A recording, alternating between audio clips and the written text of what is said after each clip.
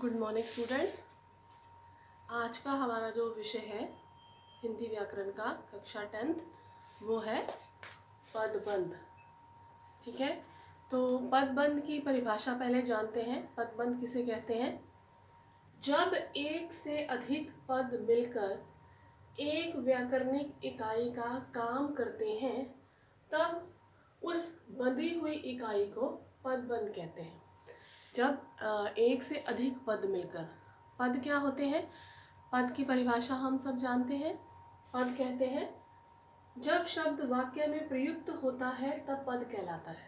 तो जो वो शब्द जब वाक्य में प्रयुक्त होता है वो पद कहलाता है।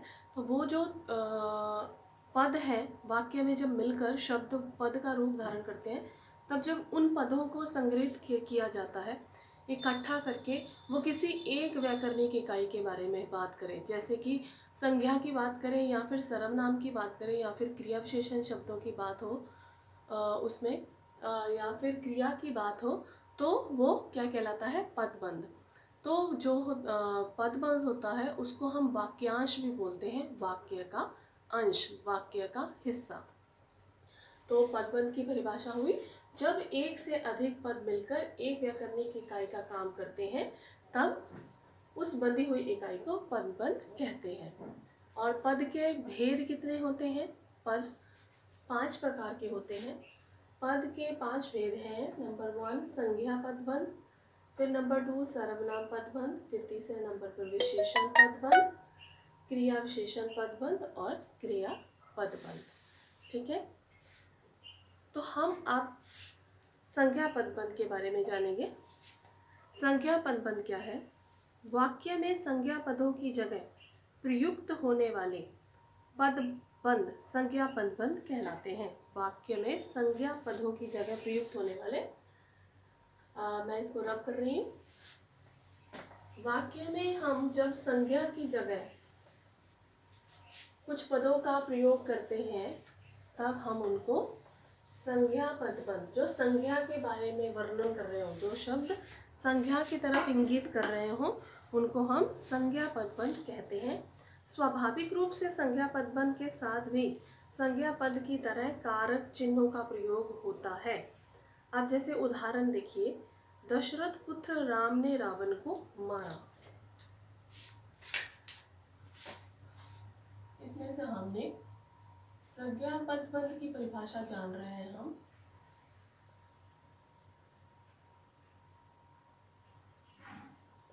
दशरथ पुत्र राम ने रावण को मार डाला।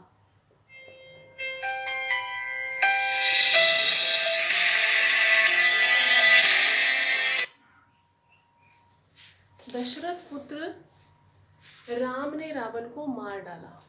देखिए, राम की बात हो रही है यहाँ पर, तो राम से पहले जितने भी शब्दों का प्रयोग किया गया है वो राम की तरफ ही इंगित कर रहे हैं, इशारा कर रहे हैं राम की तरफ ही। राम कौन है? दशरथ के पुत्र।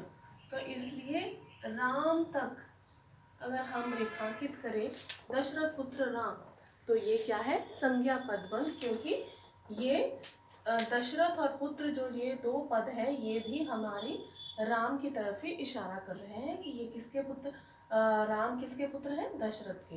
तो संज्ञा पदबंध हुआ दशरथ पुत्र राम। ठीक है, एक और उदाहरण देखते हैं।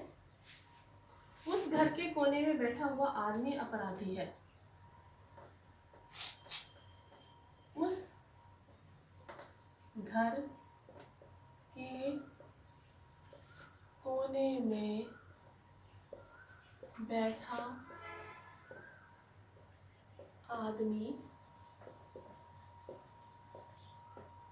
अपराधी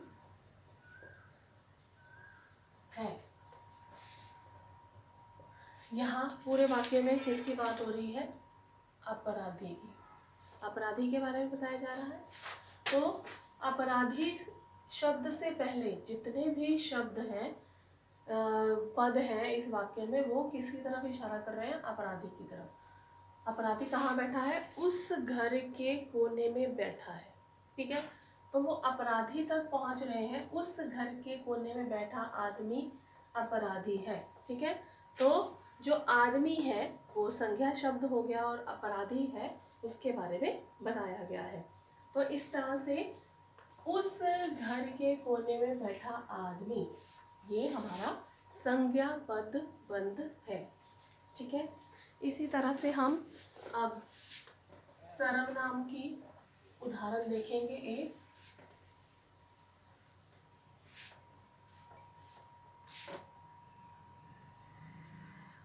सर्वनाम पद बंध। सर्वनाम पद बंध जो संज्ञा के स्थान पर प्रयुक्त होते हैं।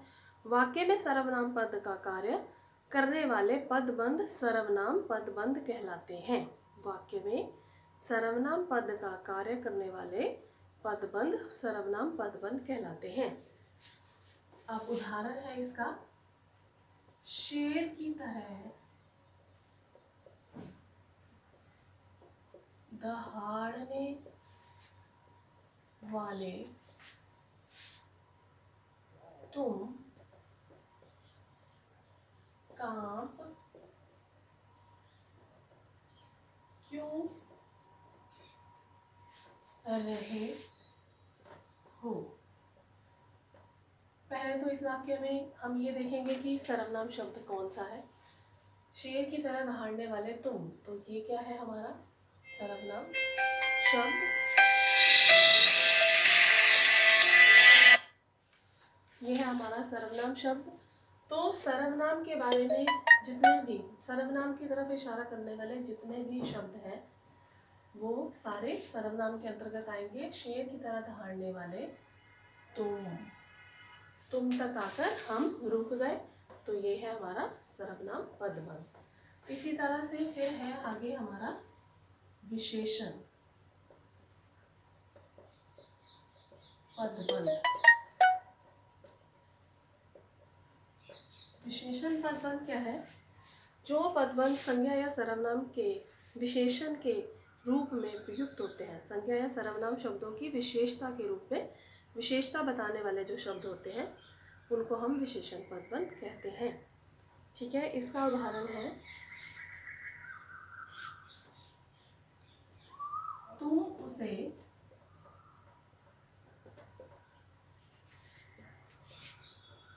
किताब का कीड़ा कहते हो। तुम किसी से कह रहे हैं, उसे किसी थर्ड पर्सन की बात हो रही है, किसी तीसरे ही इंसान की, अन्य व्यक्ति की बात हो रही है। उसकी क्या विशेषता है कि उसको क्या कहा जाता है? किताब का कीड़ा। तो ये जो ग्रुप ऑफ वर्ड्स है, ये जो शब्दों का समूह है, ये किसके अंतर्गत आएगा? विशेषण पदबंध के अंतर्गत, ठीक है। तो इस तरह से सर्वनाम के बारे में या संज्ञा के बारे में उनके शब्द विशेषता बताने वाले जो शब्द होंगे वाक्य में, उनको हम विशेषण पदबंध कहते हैं। उसके बाद हम बात करते हैं क्रिया विशेषण पदबंध। क्रिया विशेषण पदबंध। क्रिया विशेषण पदबंध कौन से हुए? इनमें क्रिया विशेषणात्मक पद या पदबंध क्रिया पर आधारित होता है। इनमें क्या होता है? क्रिया विशेषणात्मक पद क्रिया की विशेषता बताने वाले पद होते हैं, ठीक है, और ये क्रिया पर आधारित होते हैं। उदाहरण देखिए, मोहन धीरे धीरे गा रहा है। अब मोहन क्या है? संज्ञा। गा रहा है, क्रिया कर रहा है वो, लेकिन क्रिया की विशेषता क्या है? किस तरह से हो रही है? धीरे धीरे। तो ये धीरे धीरे जो शब्द है पद है वाक्य में, दो ये पदों का समूह जो है ये क्या कहलाएगा? क्रिया विशेषण पद बंध। ठीक है, उसके बाद बात करते हैं हमारे क्रिया पद बंध की। क्रिया पद बंध में क्या है?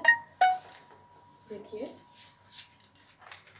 क्रियापद बंध, एक से अधिक क्रियापद मिलकर जहाँ क्रिया का कार्य संपन्न करते हैं, जहाँ एक से अधिक शब्द मिलकर क्रिया का काम संपन्न करें, वहाँ क्रिया विशेषण पदबंध होता है। ठीक है, जो शब्द क्रिया के रूप में कार्य करते हैं वो कौन से होते हैं? क्रिया पदबंध के अंतर्गत आते हैं। उदाहरण देखिए, पतंग हवा में उड़ती चली जा रही है। अब पतंग की बात हो रही है तो ये संज्ञा है, हवा में उड़ती कर्म कर रही है वो, और क्रिया क्या है? क्रिया शब्द कौन से हैं? जा रही है। तो यहाँ क्रिया पद बंध है।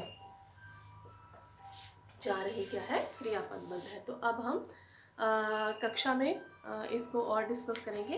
अगर आपका कोई भी प्रश्न हो तो आप कक्षा में पूछ सकते हैं।